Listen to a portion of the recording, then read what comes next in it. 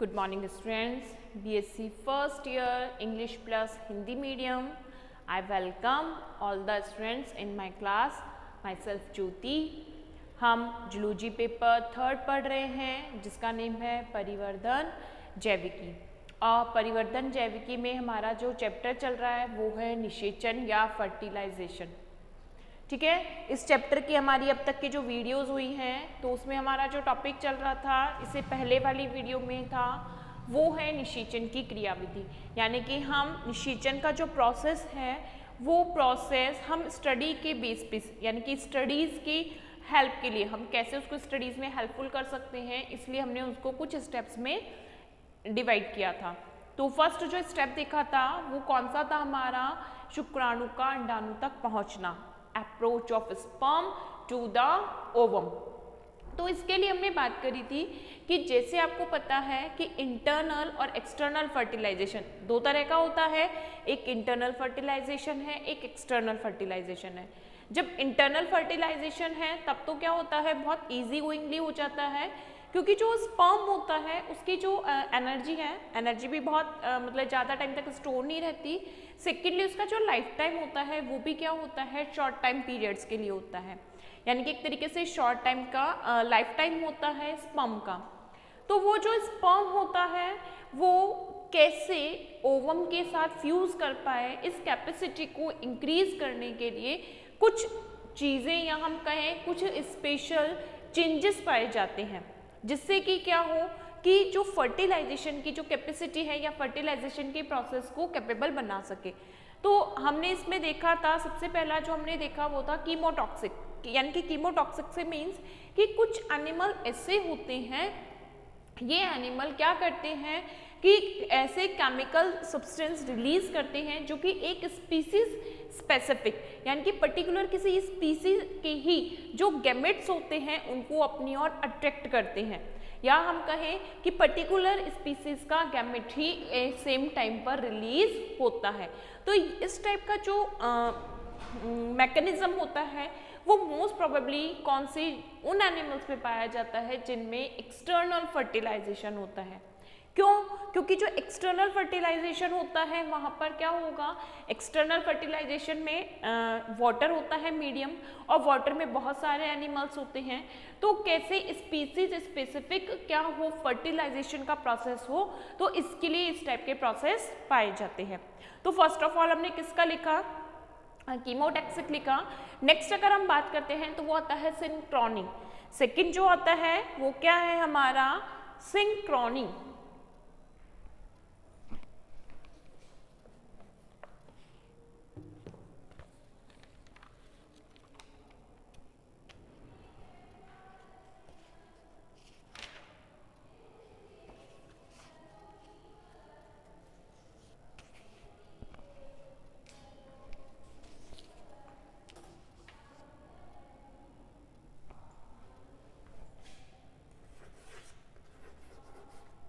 Second क्या है, लिखेंगे Synchrony.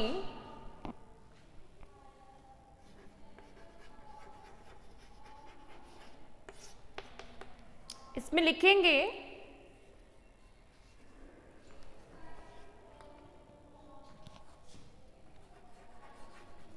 synchrony in gamete production, synchrony in gamete production is important for fertilization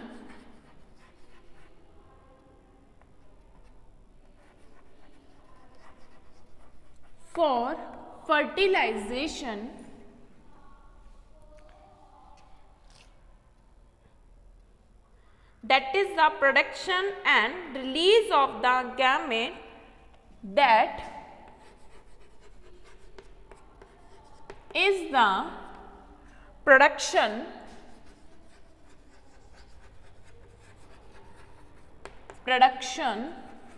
and release of the release of the gamete at a particular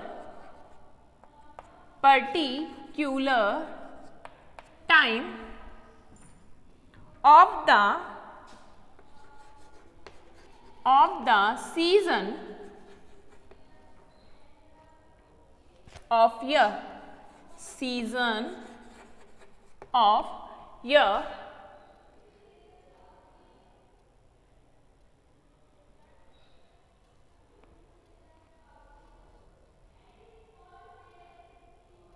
which is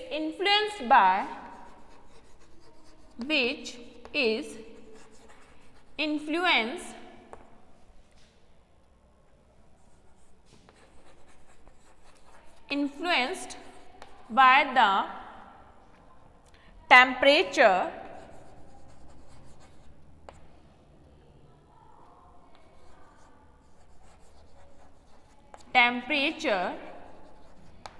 time,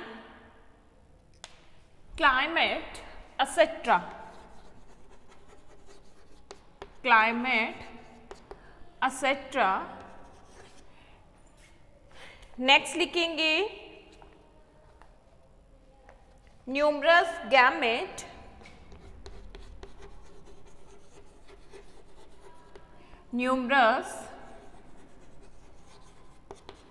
gametes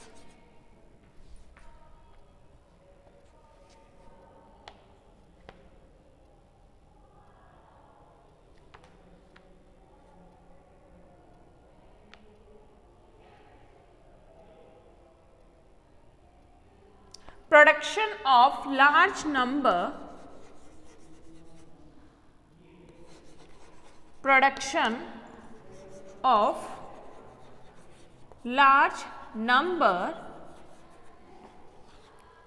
gametes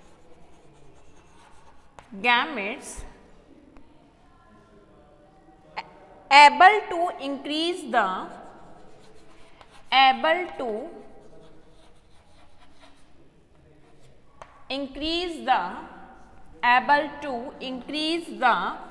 chance to encounter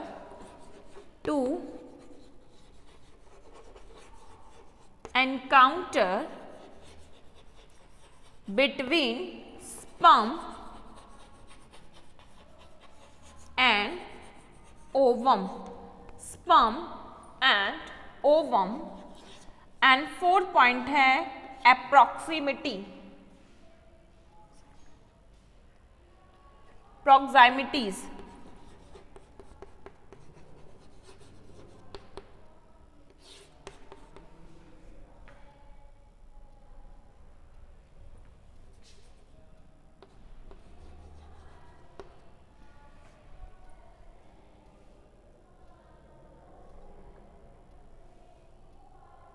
The gamete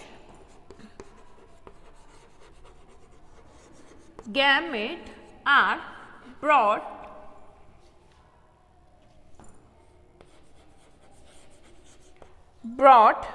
close to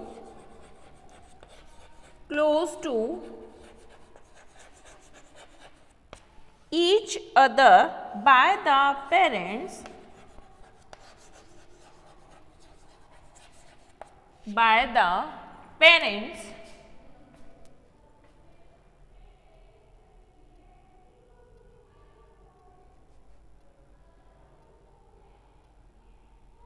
in some animals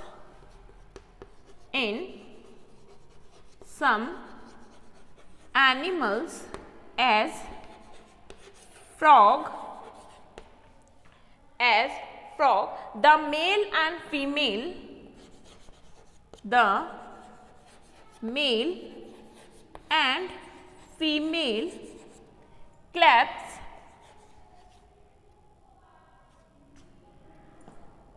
clasp each other in a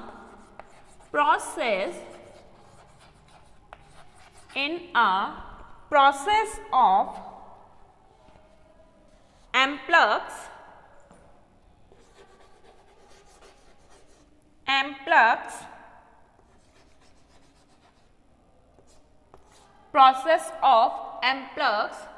and both release the gamete amplux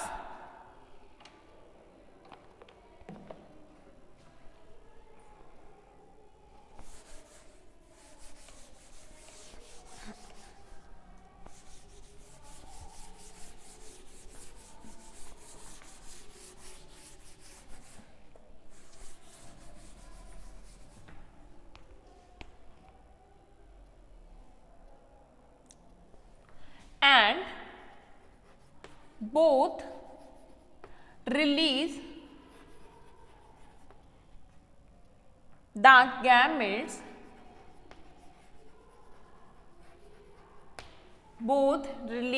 the gametes in near proximity.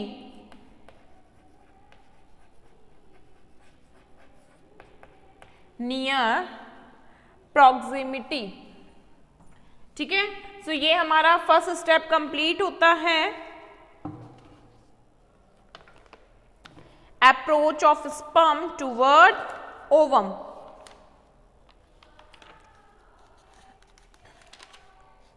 Next लिखेंगे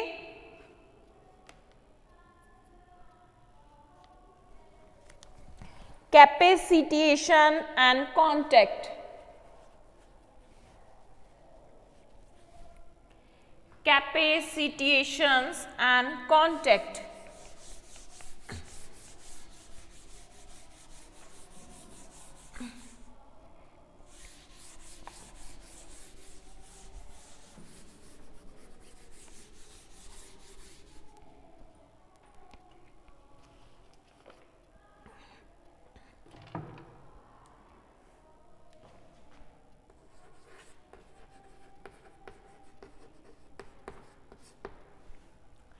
युग्मकों का संपर्क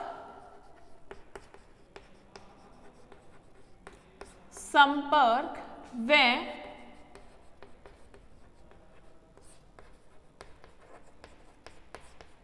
निषेचन क्षमता, जिसको हम बोलते हैं capacitation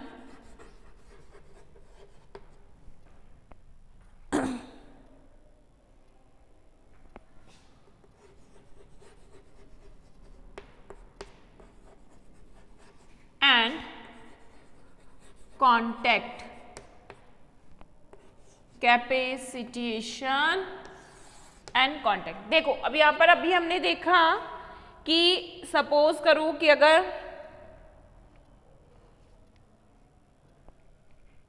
gametes, अभी हमने देखा कि प्रॉक्सिमिटी है या हम कह रहे हैं सिंक्रोनिंग है, तो उससे क्या होता है कि एक टाइम पर बहुत एनरॉमस कंडीशंस में या बहुत एक्सेस कंडीशंस में अगर गैमेट्स भी रिलीज हो रहे हैं तब भी फ्यूजन नहीं होता है।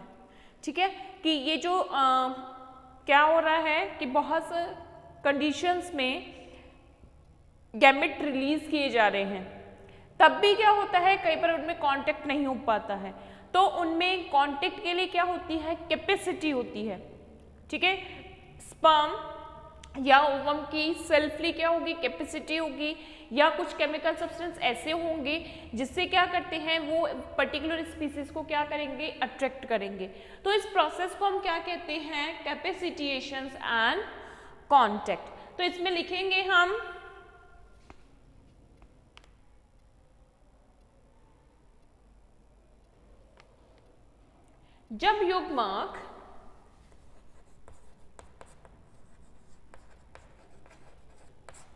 जब युग्मक एक दूसरे के संपर्क में आते हैं, तो जब युग्मक एक दूसरे के संपर्क में आते हैं तो उनमें संबंध बनता है, संबंध बनता है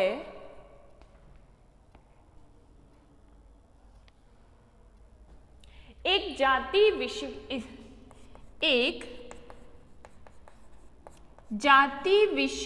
का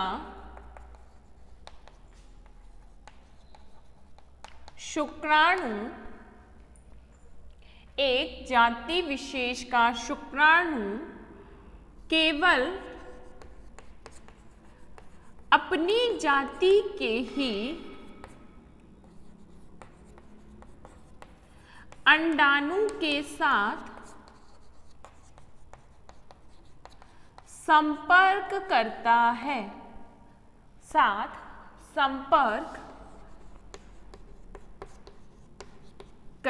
है जिसके लिए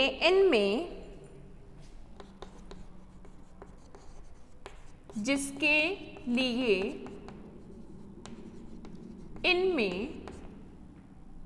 रासायनिक क्रिया होती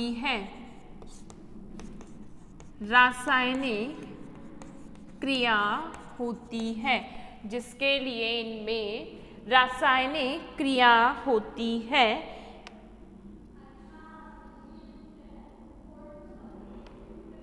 एक जाति विशेष के परिपक्व अंडाणु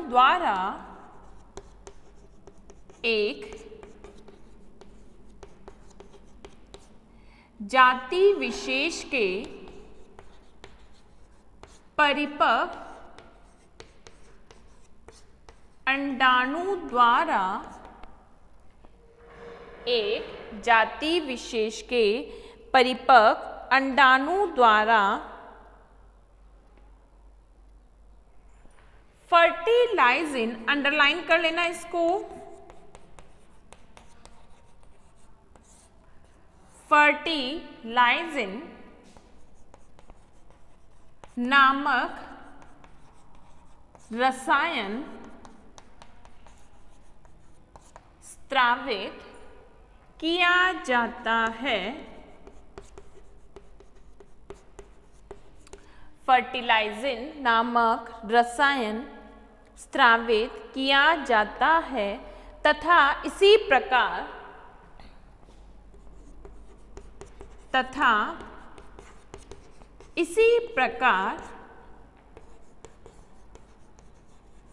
परिपक्व शुक्राणु भी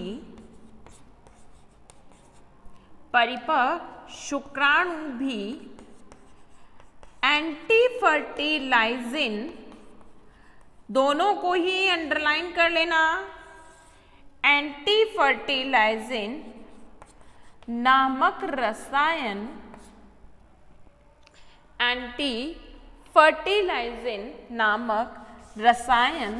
स्रावित करता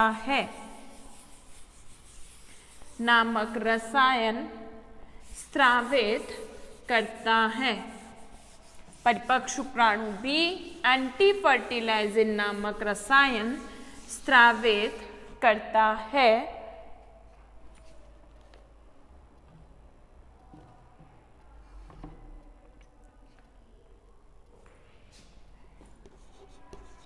ये फर्टिलाइजिंग व एंटी फर्टिलाइजिंग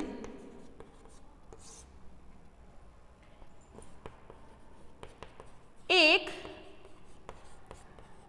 दूसरे के साथ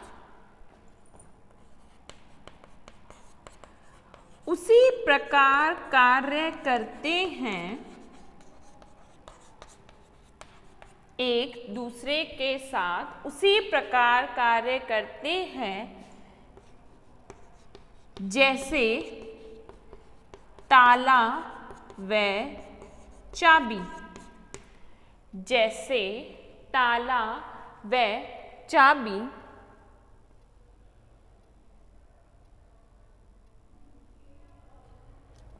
अर्थात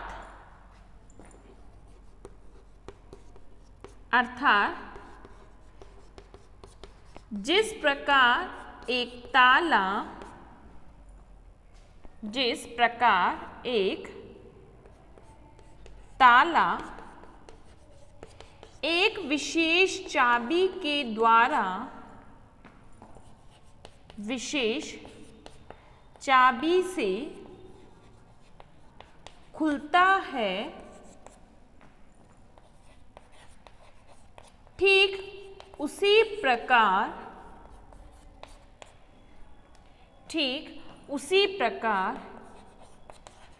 एक जाति विशेष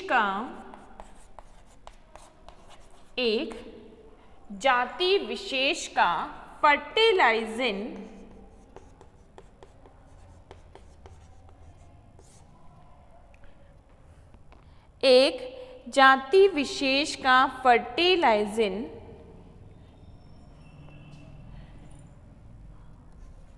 उसी जाति विशेष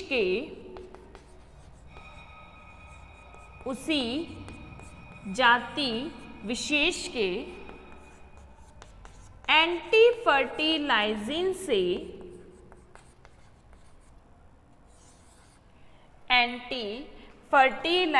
से क्रिया करता है। एंटी फर्टिलाइजिंग से क्रिया करता है।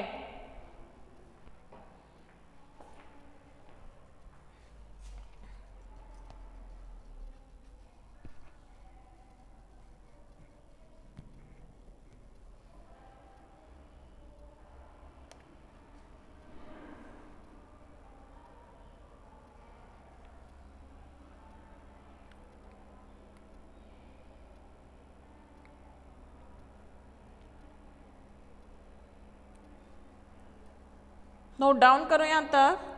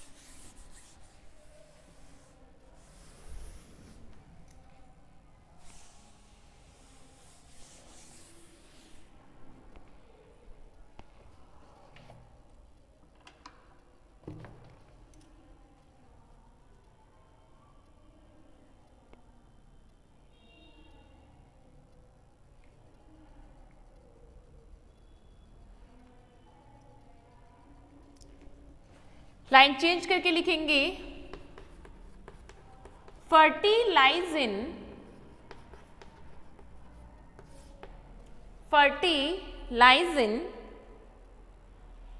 एक ग्लाइकोप्रोटीन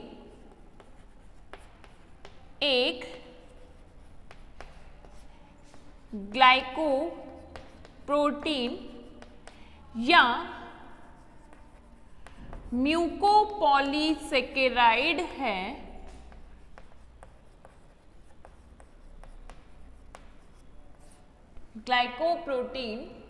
फर्टिलाइजिन एक ग्लाइकोप्रोटीन या म्यूकोपॉलीसेकेराइड है जिसमें एक से अधिक सक्रिय समूह पाए जाते हैं। एक से अधिक सक्रिय समूह पाए जाते हैं।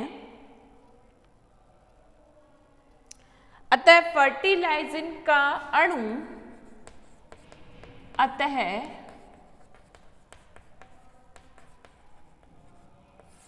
फर्टिलाइजिन का अणु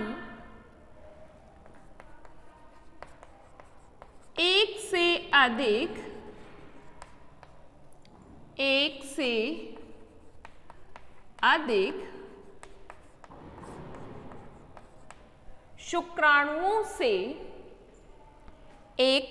अधिक शुक्राणुओं से जुड़ सकता है। एक से अधिक शुक्राणुओं से जुड़ सकता है तथा इसी प्रकार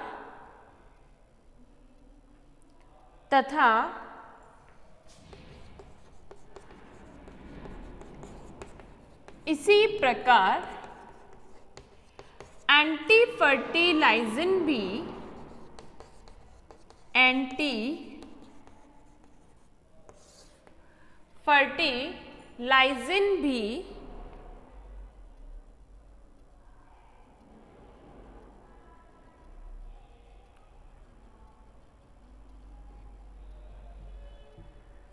अम्लीय प्रोटीन है।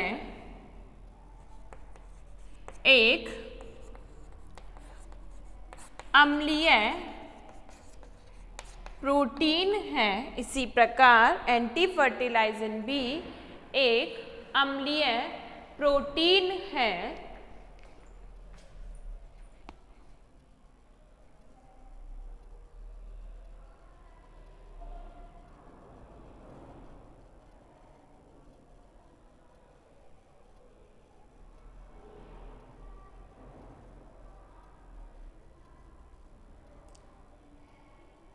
जो कि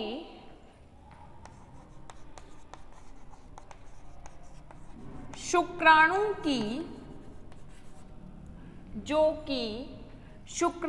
की सतही झिल्ली पर पाया जाता है।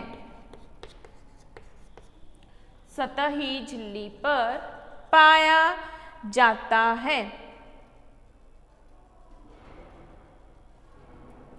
इंग्लिश मीडियम के स्टूडेंट लिखेंगे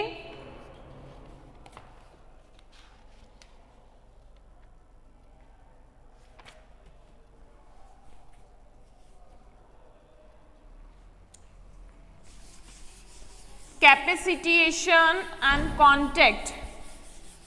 हेडिंग क्या है? Capacitation and contact.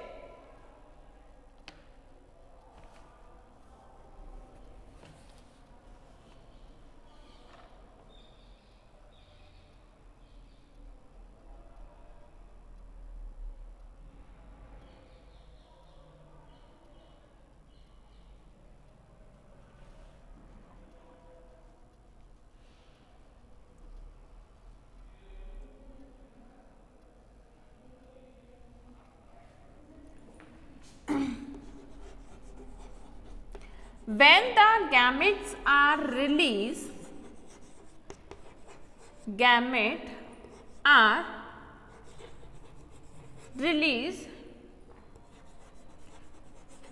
they come in their contact. When the gametes are released, they come in their contact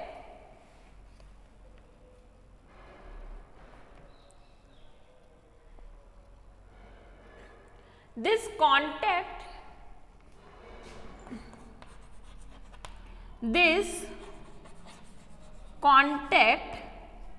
will be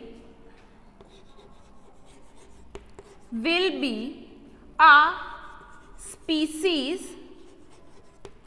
specific. Species is specific. This contact will be a species specific. For this,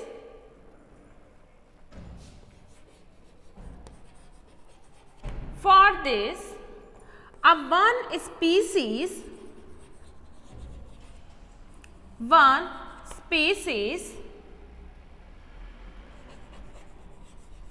male gamete contact with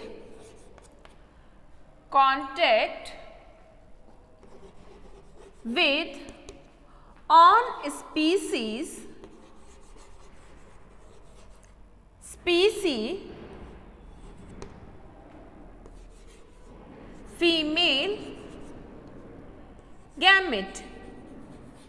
female gamete.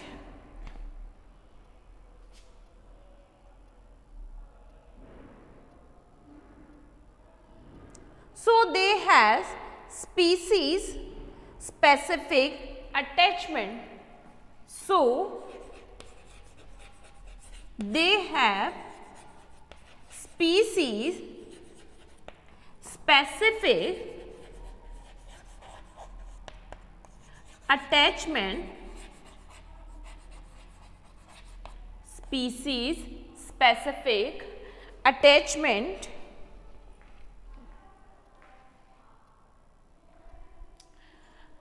इस topic को हम further next class में continue करेंगे. आज का topic यहीं complete होता है. Thank you students.